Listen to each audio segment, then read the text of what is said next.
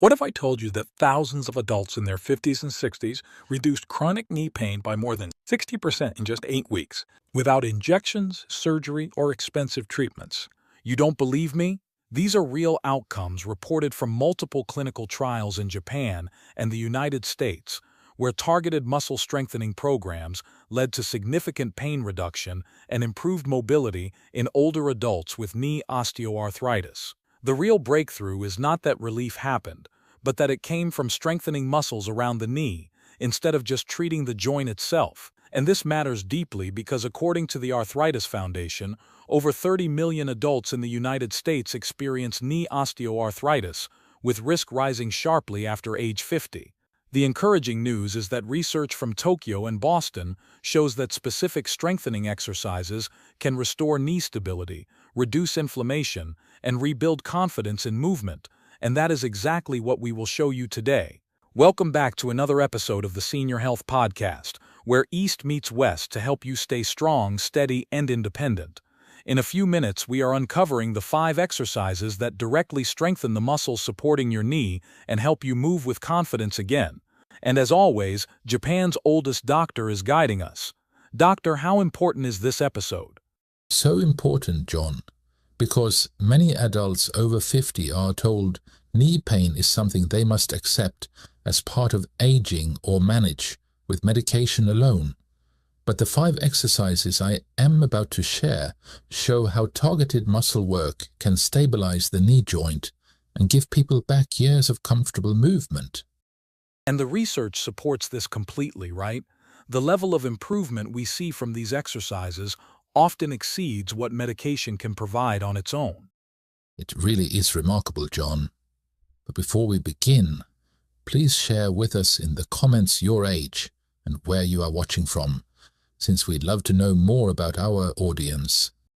That offer really lands because so many seniors feel like they are doing everything right, but still living with knee pain that quietly limits their confidence. Yes, John, and I hear that often from my own patients who finally admit how much knee pain has changed what they feel capable of doing. Many believe the pain lives in the knee joint itself because that is where it hurts the most. But the knee is often just reporting a problem that begins in the muscles and the joints above and below it. That reframing alone is relieving, because it explains why so many stretches and treatments never quite solve the problem. Exactly. And this misunderstanding leads older adults to focus all their attention on the knee when the real issue is muscle weakness and poor alignment from the hip and ankle. They ice the knee, rest the knee, even brace the knee, and feel temporary comfort. Meanwhile, the true instability quietly remains. I see that too, and it explains why seniors tell me the pain always comes back after a few days of feeling better. Yes, and there is another layer that gets missed after 50. The knee is what we call a hinge joint. It really only bends and straightens. But the hip and ankle are the joints that control where that knee bends and how much pressure it experiences. When those surrounding muscles weaken with age, the knee suffers the consequences. That makes sense, especially when some days feel fine and others feel unbearable, even when activity levels seem similar. The key here is to remove blame from the body. Aging muscles do lose mass and coordination, but that does not mean damage is inevitable. It means the strategy must focus on retraining the right muscles at the right time. I appreciate that compassion, because fear often keeps seniors from moving at all. When pain feels unpredictable, it is hard to trust your own body. Of course, and fear creates guarding and tension, which only makes the knee stiffer. I have seen older adults shorten their stride, avoid stairs, and hold their body rigidly without realizing it. That rigidity increases joint stress. Once they understand what is really happening and which muscles need attention, the body often responds quickly. That response is powerful because it gives people back control. It turns knee pain from something mysterious into something they can actually work with. Yes, and that is empowering. Knee pain is the body asking for stability and strength in the right places. When seniors learn where that strength comes from, relief becomes a process rather than a mystery. That idea of process feels important, especially for listeners who feel stuck. It makes me wonder how quickly the body can respond once the right exercises are introduced. Often much faster than seniors expect. Sometimes the first sign is not less pain, but more confidence in the knee during movement. That is the brain realizing the joint is supported again. And when that happens, healing accelerates. That confidence piece really matters. When the brain feels safe, the body is ready to rebuild. That is exactly right. Now I am curious how you help people begin that rebuilding process safely at home. When you think about everything you have seen over the years, what is the very first exercise you start with to help that connection begin? I usually begin with something so simple that people often underestimate it. But this first step is essential because it reconnects the brain to the quadriceps muscle, which is the primary stabilizer of the knee, and the first exercise is called a quad set. That already sounds different from what most people expect when they hear strengthening. Yes, and that difference matters. I ask people to sit on the floor or on a bed, with one leg out straight in front of them. The other leg could be bent for comfort. Then I ask them to tighten the muscle on the front of the thigh, the quadriceps, as if they are trying to push the back of the knee down into the floor. I can picture that clearly, and it feels doable even on a painful day. Should people be adjusting anything else once they are in that position? They should focus on holding that contraction for about 3 to 5 seconds, then fully relaxing the muscle before repeating. The goal is not force, but control. Many seniors have what we call arthrogenic muscle inhibition, where the brain shuts down the quad muscle to protect a painful knee. This exercise rewakes that connection. That reminds me of seniors who say they cannot feel their quad working at all, even when they try. That is very common, and it is not permanent.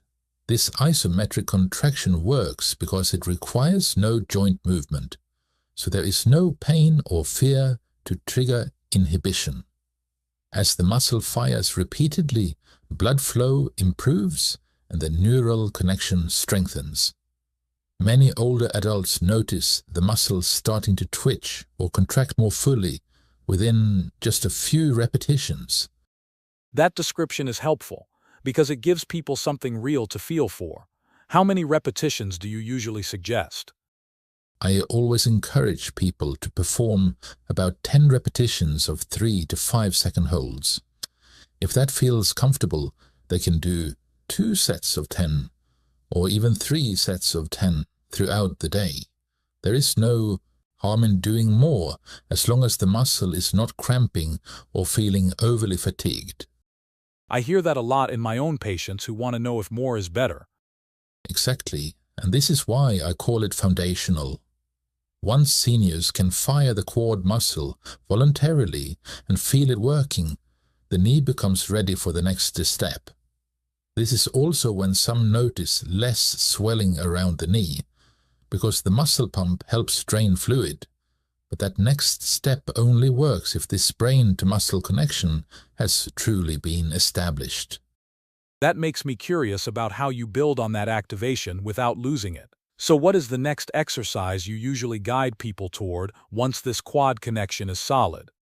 Yes, and this is where we begin to add movement while keeping that quad control strong.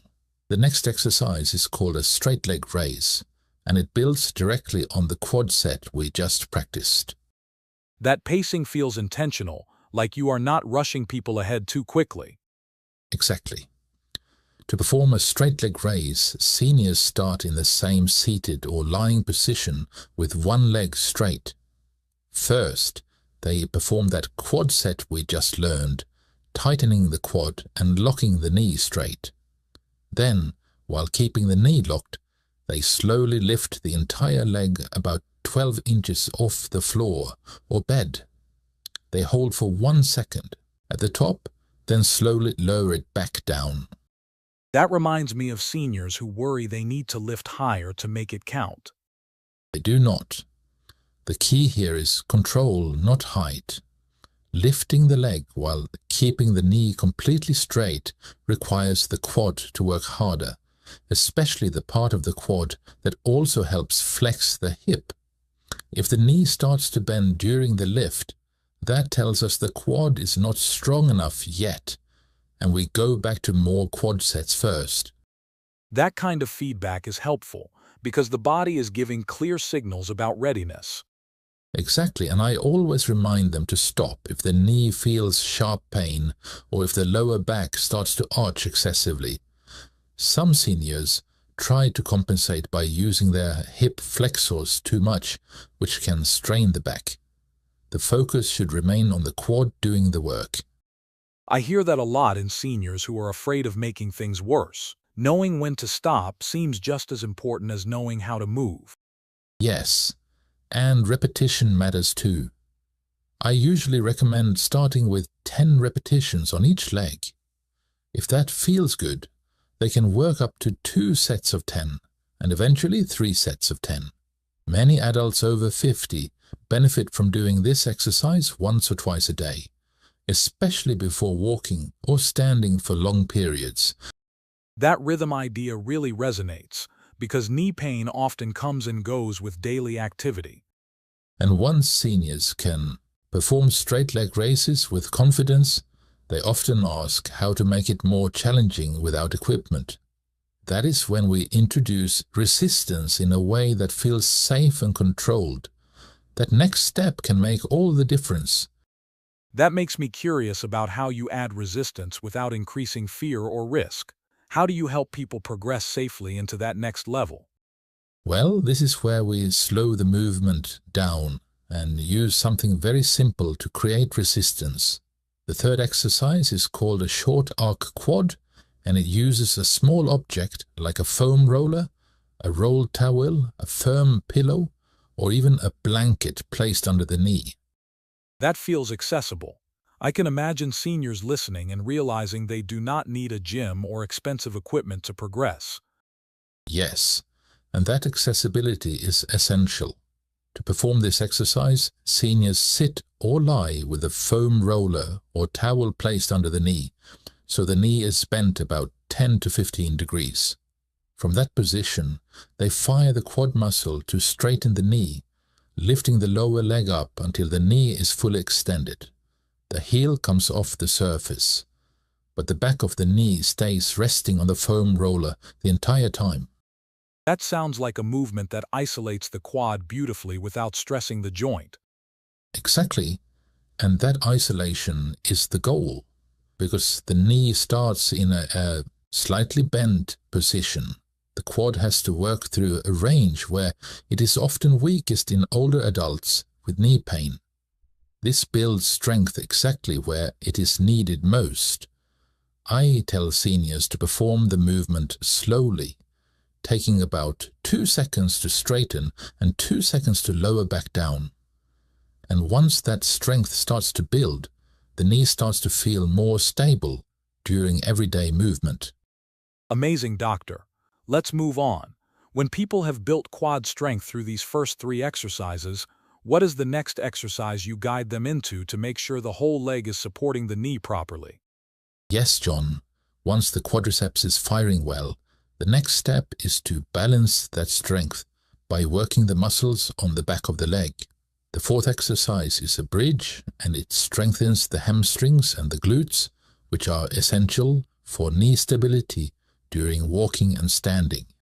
That makes sense because I see so many seniors who have strong quads but weak posterior chain muscles, and their knees still hurt. So how does it work?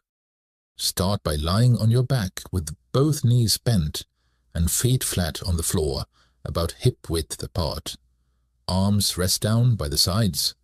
From this position, squeeze the glutes and hamstrings to lift the hips up toward the ceiling until the body forms a straight line from the shoulders to the knees. Hold at the top for about 3 seconds, then slowly lower back down. That feels approachable, like something older adults can do even if their knees are sensitive. Yes, and I usually recommend 2 sets of 10 to 15 repetitions, resting about 30 seconds between sets. The focus should be on squeezing the glutes hard at the top and feeling the hamstrings engage to lift the hips. If seniors feel this mostly in the lower back, that tells us they are arching too much and need to focus more on the glute squeeze. That reminds me of seniors who are surprised that a hip exercise can change their knee pain. That connection is powerful, John. The glutes and hamstrings control how the femur, the thigh bone, rotates and aligns over the knee. When these muscles are weak, the knee often collapses inward during a movement, which increases stress on the joint. Strengthening them restores proper alignment and takes pressure off the knee. I hear that a lot in seniors who notice their knees caving in when they climb stairs or stand from a chair. It does, and once older adults master the basic bridge, they can progress to a single leg bridge by extending one leg out straight and lifting with only one hip and hamstring. That version is more challenging but builds even greater stability. However, that is optional and should only be attempted once the double leg version feels easy. That progression piece really stands out. It gives people something to work toward. And once that foundation is strong, there is one more muscle group we must address. This final exercise stabilizes the hip from the side, which is critical for preventing the knee from collapsing inward during walking and turning. That lateral hip strength often makes the biggest difference in how the knee feels during daily life. That really grabs me because I see seniors work hard on quads and hamstrings but still struggle with certain movements. What is that final exercise that brings it all together? The fifth exercise is called a side-lying hip abduction, and it strengthens the muscles on the outer hip that control knee alignment. These muscles are often severely weak in adults with knee pain, especially after age 50.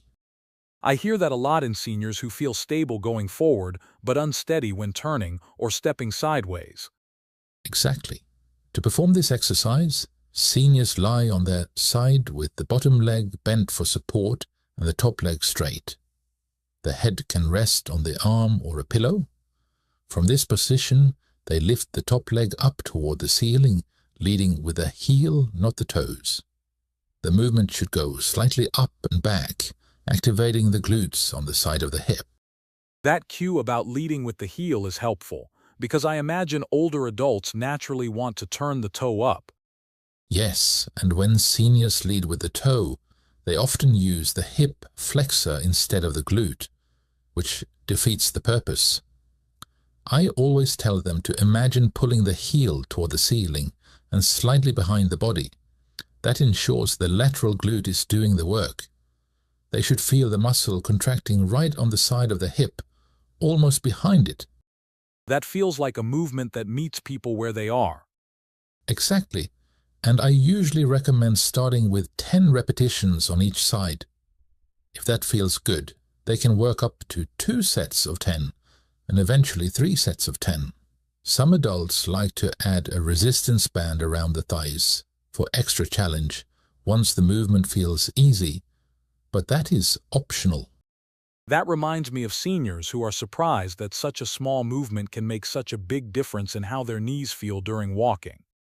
That control is everything. When the lateral hip muscles are strong, they prevent the knee from caving inward during each step. That one change that reduces stress on the inner knee by more than 40%, according to research. It is one of the most important exercises for long-term knee health.